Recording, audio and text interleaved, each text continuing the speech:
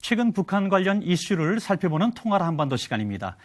고려대학교 아세아문제연구소 남강규 교수님과 함께합니다. 교수님 안녕하십니까? 네, 안녕하세요. 네, 교수님 안보리 결의안 채택 이후에 국제사회가 정말로 움직이고 있습니다. 북한 내부의 문제 또 대외적으로 크게 반발하고 있는 이런 상황들이 있는데요. 좀 여기서 설명 좀 해주시죠. 네.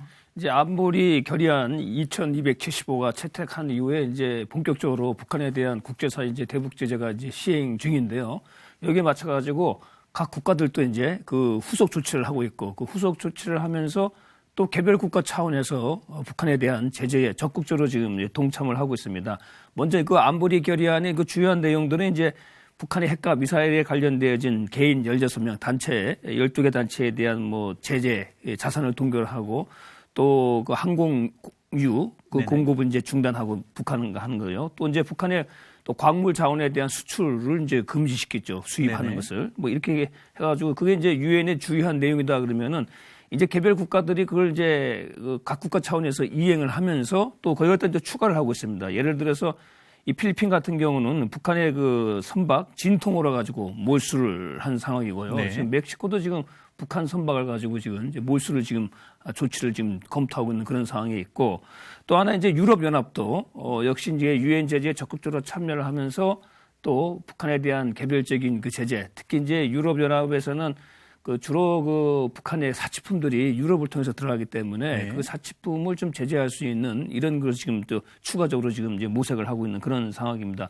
그리고 또 하나 이제 뭐 중국, 러시아도 역시 지금 그 유엔에서 그 입항을 금지한 북한의 선박에 대해 가지고 지금 그 입항 거부 조치를 지금 취했다는 소식도 들어와 있습니다. 네네. 여기다가 이제 우리 정부도 개별적으로 북한에 대해서 이제 독자적인 제재 내용을 또 추가적으로 발표를 해가지고 그야말로 이제 유엔을 중심으로 해가지고 북한에 대한 일종의 그 제재 지침이 내려간 상황 속에서 전 세계 각 국가들이 지금 이제 여기에 속속 동참하면서 또 유엔 제재 말고도 개별 국가들이 자신들이 취할 수 있는 대북 제재를 지금 하고 있는 그런 상황이죠. 이런 상황이기 때문에 지금 북한이 상당히 지금 어려운 상황으로 가고 있고 지금 벌써 북한 내부에서도 북한 주민들이 상당히 그 좀 어려워지고 있는 그렇군요. 특히 이제 그 북한하고 중국 사이의 국경 그 부분에서 무역 거래가 거의 지금 이제 중단된 상황 또 밀무역도 상당히 지금 어려워진 상황이 됐기 때문에 북한 내에서도 이 지금 물가가 오른다거나 쌀값이 오른다거나 뭐 또 그 상품이 지금 제대로 지금 유통이 안 되는 현상이 조금씩 좀 나타나고 있습니다. 네네. 그러다 보니까 이제 가격도 올라가고 그 물건을 파는 사람 주로 이제 시장 장마당을 통해서 하는 건데 물건을 이제 팔려고 하지 않죠. 네네. 또 갖고 있다가 더 오를 때 팔려고 하는 그런 것이 나타나고 있기 때문에 이번 그 제재 내용이 아주 강력하고 전 세계 많은 국가들이 지금 동시에 참여를 하고 있기 때문에 이 북한 주민들에게 가는 어떤 그런 고통도 상당히 클 거로 좀 보여집니다. 네, 그렇군요. 정말 국제사회가 강력하게 제재를 하고 있는 이런 현실을 우리가 보고 있는데요. 네. 우리 정부가 8일 날 발표한 그 제재 내용도 좀 소개해 주시죠. 네, 그래서 이제 우리 정부도 유엔 그 결의안이 원활하게 시행될 수 있는 이제 국내법 체계를 이제 정비함과 동시에 또 우리가 또 할 수 있는 이미 이제 우리 정부가 개성공단 중단을 이제 발표를 하지 않았습니까? 그건 지금 시행 중이고 여기다 이제 추가적으로 이렇게 했는데 몇 가지 그 내용을 좀 보게 되면은 북한과 관련한 선박의 국내 입항을 전면 이제 금지를 했습니다. 그렇군요. 그래서 북한과 교역하는 삼국 선박들이 이제 못 들어오게 되죠. 이게 무슨 얘기냐 그러면은 북한과 거래하는 국가들은 북한이 워낙에 교역량이 작기 때문에 그 북한만 갔다가 본국으로 돌아가지 않습니다. 북한 가서 무슨 물건을 싣고 왔다가 뭐 잠깐 일본 또 우리 한국의 항해 좀 잠깐 기차겠다가 가거든요. 그렇군요. 여러 군데 이제 그 교역을 모아가지고 운송해야만이 화물선의 어떤 이익이 좀 나오기 때문에. 근데 그거마저 금지시키게 되면은 이 북한은 이제 그 사실상 그 북한과 거래할 수 있는 제3국의 선박이 실제로 이제 가동하기 어렵게 되는 것이죠. 왜냐하면 북한 들어가가지고 그 양이 얼마 안 되는 그 화물만 갖고 화물선이 움직이기에는 이제 이윤이 남지 않는 것이죠. 이 내용이 상당히 그 북한에게 주는 어떤 제재 효과가 지금 크다고 볼 수가 있겠고요. 또 하나 이제 그 핵과 미사일 개발과 관련해가지고 이제 개인과 단체에 대한 또 제재에 이제 추가 임무를 좀 해놨습니다. 여기서 추가 임무를 보게 되면은 이제 지금 이제 물론 지금 유엔 차원에서 이제 김영철이나 박도춘 전비서 여기 대해서도 지금 우리가 그 제재를 이제 하고 있는 그런 상황이고요. 또 하나 우리가 주목할 부분들이 우리 남북한 또 이제 러시아가 참여하는 협력 프로젝트가 있는데 이 나진하산 프로젝트로 네네. 일단 이게 중단이 됐습니다. 네네. 이게 그동안 한 3차례 걸쳐가지고 시범 사업을 통해서 해왔는데 이것도 역시 이제 북한의 그 광물 자원 수입에 대한 그 중단을 이제 유엔 차원에서 하지 않았습니까? 네네. 또 북한의 어떤 그 선박에 대한 이용 이런 부분도 지금 중단돼 있는 상황이기 때문에 지금 결국은 그 나진하산 프로젝트로 지금 중단된 이 내용들이 지금 아주 우리 정부가 취한 그 독자적인 대북 제재에서 중요한 내용들입니다. 네, 그렇군요.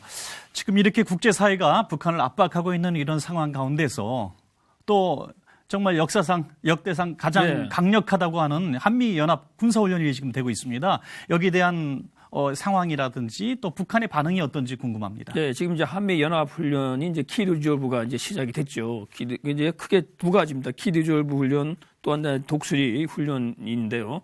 독수리 연습이 있는데 이 키리졸브 훈련은 이제 그동안 쭉 이제 한미연합훈련 북한의 어떤 그런 그 남침이나 전쟁 도발에 대비해 가지고 했는데 특히 올해 같은 경우는 북한이 4차 핵실험을 하고 장거리 미사일을 발사한 상황이기 때문에 역대 가장 아주 강력한 그래서 동원되는 군 병력 수도 대규모입니다. 우리나라 이제 그 병력이 지금 한 29만 명, 그리고 미군이 한 17,000명 정도 이렇게 참여를 하는 아주 상당히 큰 규모고요. 또 하나 이제 미국의 핵 폭격기, 핵 추진 항공모함, 그리고 핵 잠수함 등 이게 미국이 또 한미 동맹이 가용할 수 있는 어떤 전력 자산 중에서 최강의 전력 자산들이 이제 투입되는 것이죠.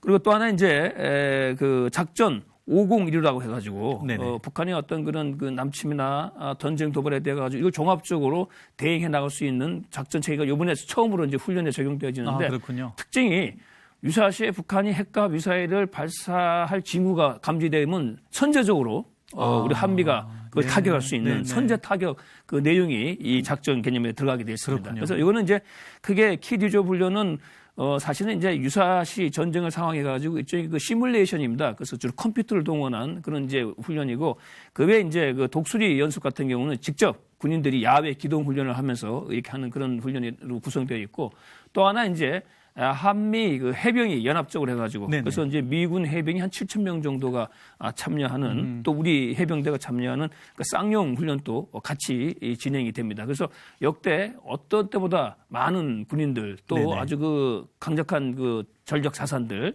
그리고 또 하나 그리고 방금 제가 설명드린 것처럼 북한의 핵과 미사일에 대해서 선제적으로 타격해 볼 수 있는 그걸 또 연습해 볼 수 있는 그런 그 연습이 이제 이번에 한미 연합 훈련을 통해 가지고 실시됩니다. 네, 그렇군요.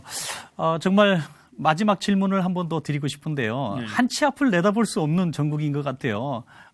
과거 어느 때보다도 북한을 이렇게 경제적인 압박을 하고 또 정치적으로 국제사회가 이렇게 또 압박을 하고 또 우리 한국도 이렇게 독자적인 압박을 하고 있는 또 군사훈련도 하고 있는 이런 상황 가운데서 국민들은 지금 전쟁에 오는 것이 아닌가 하는 공포와 두려움이 있습니다. 우리 전문가로서 한번 쭉 여기에 대해서 말씀해 주시고 이게 옳은 해법인지 아니면 어떤 또 다른 방법이 있는지.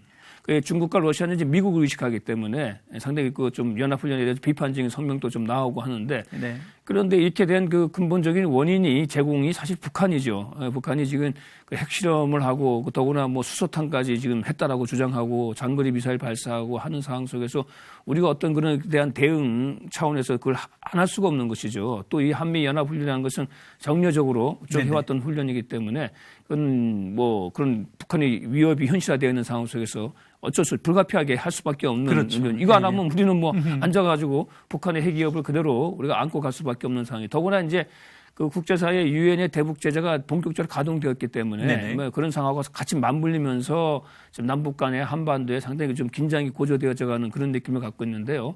그러나 이건 어디까지나 북한의 그런 핵과 미사일 특히 이번 훈련 같은 경우는 미사일 도발을 어떤 그걸 가능성을 염두에 두고 어떻게 우리가 이걸 대응할 것인가 하는 그런 훈련이기 때문에 뭐 우리 국민들이 그걸 불안해할 필요가 없는 것이고 어떻게 보면 당연히 해야 될 우리 어떤 대비 훈련이다 이렇게 볼 수가 있겠죠. 어디까지나 지금 더구나 지금 상황은 만약에 북한의 핵이나 장거리 미사일 위협이 없다 그러면은 한미 훈련이 이렇게 크게 할 리가 없죠. 그리고 또 하나 한미 훈련도 아마 규모가 줄어들거나 아니면 이제 그 다른 형태로 변화되어져 갈 수도 있을 겁니다. 그러나 지금 해마다 북한의 위협이 너무나 현실화되고 너무나 높아지고 있기 때문에 최소한의 방어적 차원에서 이런 훈련을 우리가 안 할 수 없다라는 것을 좀 이해를 할 필요가 있겠고 이런 상황에서도 이제 우리 국민들이 좀 일치 단계를 해가지고 지금 더구나 국제사회가 북한에 대한 그 핵 그 제재가 아주 지금 가동하고 있지 않습니까? 네네. 뭐 현실적인 상황이죠. 이런 네네. 현실을 우리가 좀 냉정하게 바라보고 그런 위기 부분을 좀 넘기면서 뭔가 좀 새로운 국면을 우리가 또 기대를 해봐야 되겠죠.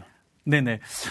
이번에는 하여튼 좀 장기적인 안목을 가지고 국민들이 일치 단결해서 이 문제를 지켜봐야 될 것 같고요. 네, 오늘 좋은 말씀 감사드립니다. 고맙습니다.